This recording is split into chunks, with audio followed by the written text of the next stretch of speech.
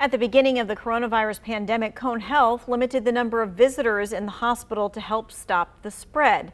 Now, visitors are being let back in. In today's To Your Well-Being, we're taking a closer look at that change and what you need to know before you go and you bring the entire family, because it's not the entire family that's being let back in.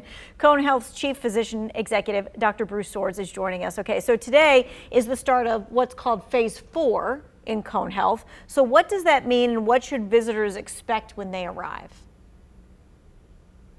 Yeah, thanks for having me on. We are now entering a phase where we're comfortable allowing a support person or a visitor to come into our inpatient facilities to support or visit somebody who's in our inpatient units, including the intensive care units. So that's really the phase that we're entering in as of today. All right, so let's talk about the updated policy because Cone Health waited to update the visitor policy in comparison to some other health systems. What influenced your decision to wait? We've been having these discussions for months now.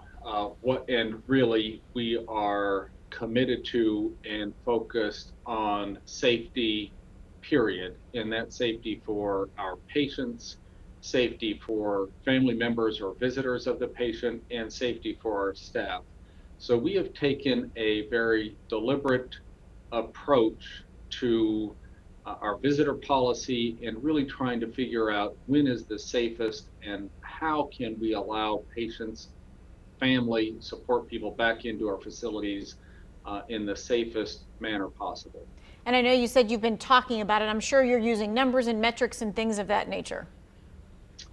Absolutely. We have, every day we have meetings looking at the number of patients in our facilities, how many of them are in our COVID only facility, how many patients are coming through our emergency departments.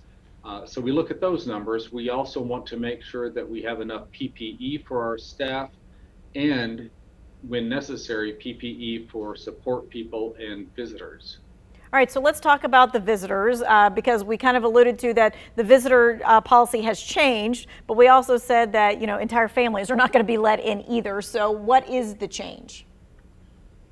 Yep, we have a policy. Our protocol is to allow one support person or visitor per patient in the hospital per hospitalization.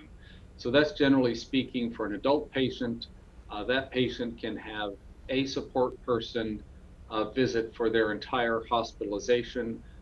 We're trying to, again, keep it limited, but allow some visitation. And of course, we have some caveats to the one support person rule. Pediatric patients who are in our facilities, both parents or guardians can visit. And we have some other modifications around the one visitor rule, but in general, it's one visitor per patient per hospitalization. Right. It's still not back to the everybody in your church group can come and see the new baby that has been born. That's right. And we've made that as a deliberate decision because we know that that's not the safest decision for everyone involved. And so what is the process then when a visitor is going to be that one person for that patient when they arrive at the hospital? So that visitor support person will come into our main entrances in any of our acute care facilities. They'll go through a screening process that includes a temperature and screening questions. And as long as they pass all of those questions and temperature check, they'll be welcomed into our facility. They will be asked, actually they'll be mandated to wear a mask that covers their nose and mouth, and they'll be allowed to go visit their loved one in the hospital. All right, so what happens, and I'm sure this happens often, that you show up with too many people in the group, right? Or if that person who was designated to be that one caregiver does not pass the screening? Yeah, first of all, we're going to empathize with the visitor. We know that visitors are there to support whoever's in the hospital, and that patient in the hospital, I'm sure, is eager to have a visitor.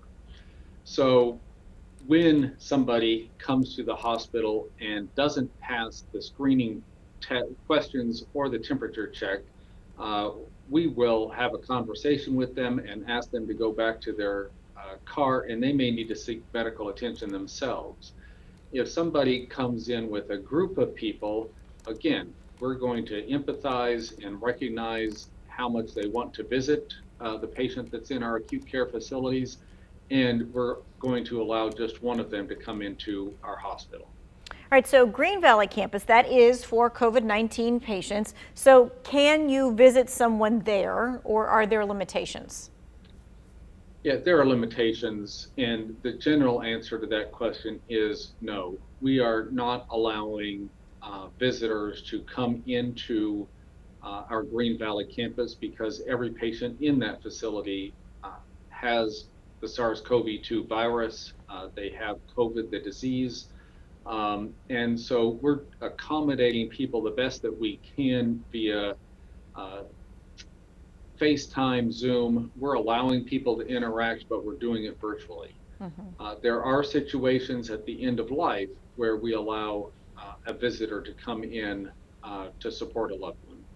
Okay, and that is something that if that is your situation, you need to be in contact with the nursing staff. Absolutely. We are constantly keeping family members, loved ones updated about every patient in the Green Valley campus, and especially when it comes close to the end of life decisions.